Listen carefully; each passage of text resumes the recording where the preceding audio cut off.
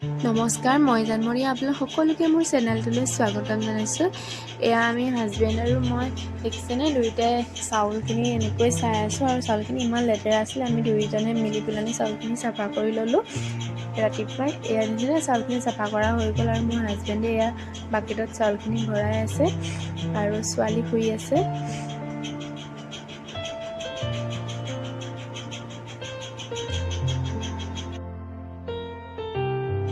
তাৰপিছত আমি তিনিওটা গ'লোঁ আমাৰ মাহঁতৰ ঘৰলৈ আৰু এয়া দেখিছেনে আমাৰ গাঁৱৰ ৰাস্তাটো কি ধুনীয়া হৈ গ'ল আৰু থাকিব যোৱা নাই, ঘূৰি আহিম। আমি কিনো কৰোঁ আপোনালোকক দেখুৱাই যাম, আপোনালোকে ভিডিঅ'টো চাই থাকিব। এয়া দেখিছেনে কি ধুনীয়া লাগিছে আমাৰ ৰাস্তাটো। আৰু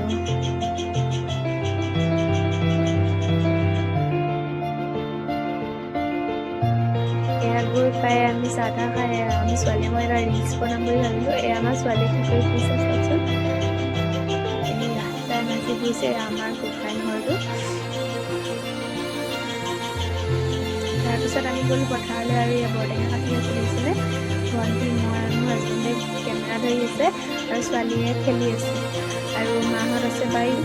আমি বাৰীলৈ যাম বাৰু, বৰটেঙাটো খাই পেলাই আমি বাৰীলৈ যাম। এয়া পথাৰখন কি ধুনীয়া লাগিছে চাওকচোন। আমাৰ ছোৱালীয়ে খুব ভাল পাইছে তালৈ গৈ।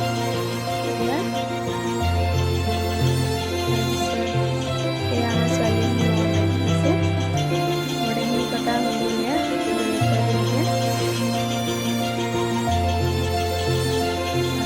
ছোৱালী আমাৰ ভণ্টিৰ লগত এয়া লাগি আছে। ভণ্টি মানে মোৰ দাদাৰ ছোৱালী। এয়া মায়ে তাৰপিছত আমি বাৰীলৈ গ'লে আমাৰ মায়ে পাচলিখিনি আছে পঘালি আছে। এইখনে আমাৰ পাপাৰ সৰু বাৰীখন দেখিছেনে। ইয়াত নিজেই পাপাই কষ্ট কৰি এয়া আমি খাবৰ কাৰণে পাচলিবোৰ উঠিছে। এয়া কিবা কিবি সিঁচি থৈছে হ'ব আৰু এয়া লাগুনাৰ আগত ইচ্ছা ধেৰুৱাখিনি এয়া ওলাই গ'ল, মূলা ওলাই গ'ল দেখিছেনে। আৰু দাইলজোপাও ডাঙৰ হৈছে। মায়ে আমাক পঠিয়াবৰ বাবে এয়া উঘালি আছে আৰু মই আপোনালোকক দেখুৱাই দিছোঁ আমাৰ বাৰীখন অকণমান ভালকৈ। এয়া লাইট দেখিছেনে আৰু চৰাই নাহিবৰ কাৰণে এয়া দেখিছেনে এটা পুতলা ধুনীয়াকৈ মাজতে পথাৰত এয়া লগাই থৈছে পাপাই। তাৰপিছত মায়ে সেইখিনি পাচলি বুটলি থাকোঁতে মই এয়া দেখিছেনে কচু বুটলি আছোঁ।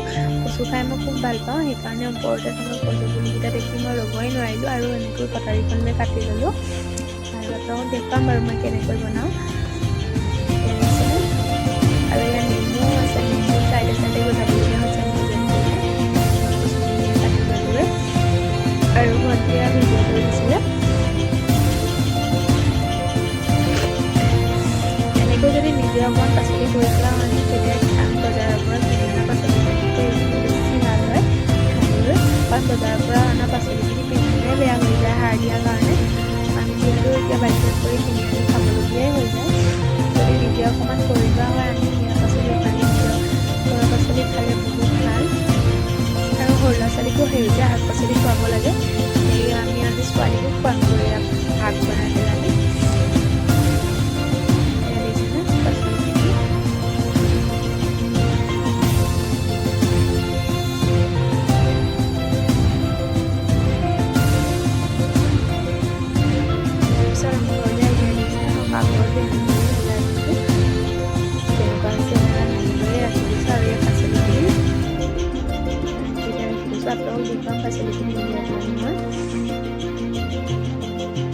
গোটেই পাচলিখিনি মই আপোনালোকক উলিয়াই দেখুৱাম কি আনিছিলোঁ।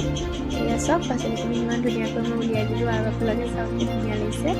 এয়া আছে ঘৰৰ পাচলি যে আমি বজাৰৰ পৰা কিনি ননাকৈ এয়া খাবলৈ পাইছোঁ।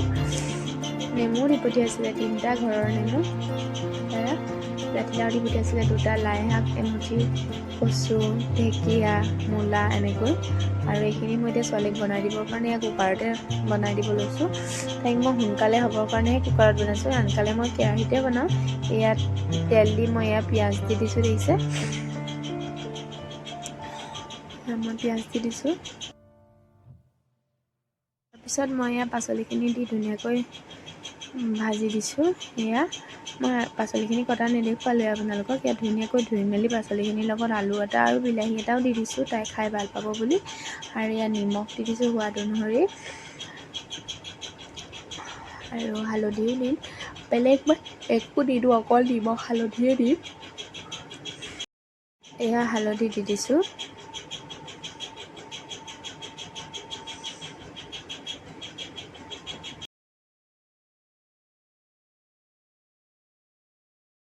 এইখিনি মই লৰাই লৈ অকণমান ভাজি ল'ম প্ৰথমতে, তাৰপিছতহে মই পানী দিলোঁ। এয়া অকণমান গৰম পানী দি দিছোঁ। এয়া তাৰপিছত উতল অহাৰ পিছত মই মাছকণ ইয়াত দি দিছোঁ। ঘৰৰ পৰাই মায়ে দি পঠিয়াইছিলে, মাছ ছোৱালীয়ে খাই ভাল পায় কাৰণে। আৰু ইয়াত মই মাছকেইকণো দি দিলোঁ। আৰু মই এই কুকাৰতে 2টা চিটি মাৰিবৰ কাৰণে সাঁফৰখন লগাই দিম। যদি আপোনালোকে কেতিয়াবা কুকাৰত বনাওঁ বুলি ভাবি বনাব পাৰে। এয়া দেখিছেনে, একেই হয় বনোৱাটো, কেৰাহীত বনোৱা আৰু কুকাৰত বনোৱা একেই হয়। মই সোনকাল হওক বুলিয়ে কুকাৰত বনাই দিছোঁ তাইক।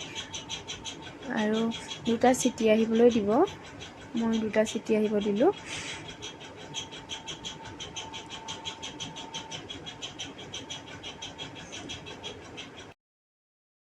এয়া আমাৰ দেহা আৰু দেউতাকে এয়া প্ৰাৰ্থনা কৰি আছে সন্ধিয়া। মই ভাত বনাই আছোঁ, তাই শুই যাবৰ কাৰণে মই আজি সোনকালে তাইক ভাত বনাই দিছোঁ। মোৰ ভাত বনোৱা হৈ গ'ল। যদি আপোনালোকৰ মোৰ ভিডিঅ'টো চাই ভাল লাগিলে প্লিজ লাইক কমেণ্ট শ্বেয়াৰ কৰিব। আজিলৈ ভিডিঅ'টো বাই বাই, আকৌ লগ পাম আন এটা ভিডিঅ'ৰ সৈতে।